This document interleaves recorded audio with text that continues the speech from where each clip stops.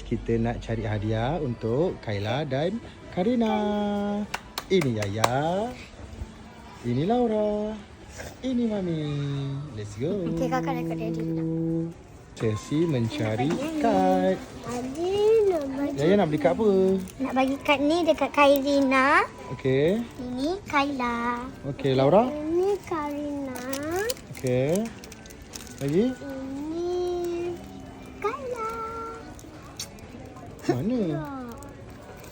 Okey, itu untuk Kayla. Itu je lah. Dia girl. Girl. Sebab ini kan, ini purple jadi ada bagi ini biru. Ini pink jadi ada bagi. Okey. Merah. Okey, settle. Settle. Kita nak pergi bayar. Let's go. Kecing, kecing, kecing. So, dah bayar. Let's go. Beli, so you nak show tak you punya present apa? So, tengok you bagi apa dekat kad. Ini dari Yaya, ini Karina punya. Tengok dalam. Ada Wah, ada squishy. Tunjuk sini, sini. Dengan keyboard. Tunjuk kawan-kawan nak tengok. Okey. Okey, satu lagi. Okey. Lepas tu, Ni siapa ini Kayla untuk? punya. Untuk Kayla. Ada sama dengan Karina. Okey. Tapi keyboard je lain. Lepas tu yang ni je lain. Okey. Happy birthday Kayla dengan Karina. Okey, Laura. Ini Karina, ini Kayla. Okey. Ini Karina. Wah, ada ball, ada bag, Romi. Okey lagi? Kayla. Oh, Karina pink, Kayla. Kayla pink, Karina purple. Betul?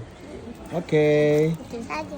Okey, cakap sama-sama, cakap sama-sama. Okey, happy birthday Kayla dan Karina. Happy birthday. Happy birthday. Cakaplah Laura, happy birthday Kak Yaya apa? Happy birthday. Dengan Kayla. Happy birthday Karina dan Kayla. Yeay.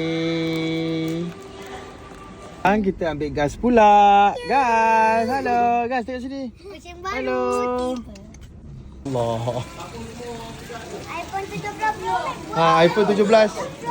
17 Pro Max. Wow, iPhone 17 Pro Max. Yeah, thank you.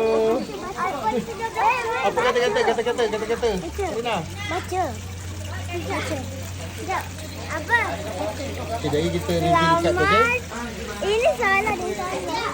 Sekali lagi. Baca. Selamat hari jadi Besti Forever. Wah, Besti Forever. Kembang hidung.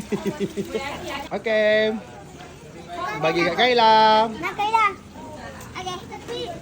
Tahu? Aduh, Tu iPhone 18 Pro Max. Nak baca. Okay, say what? Hai. Diorang ni adik-beradik. Yang ni sebaya Yaya, yang ni sebaya Laura.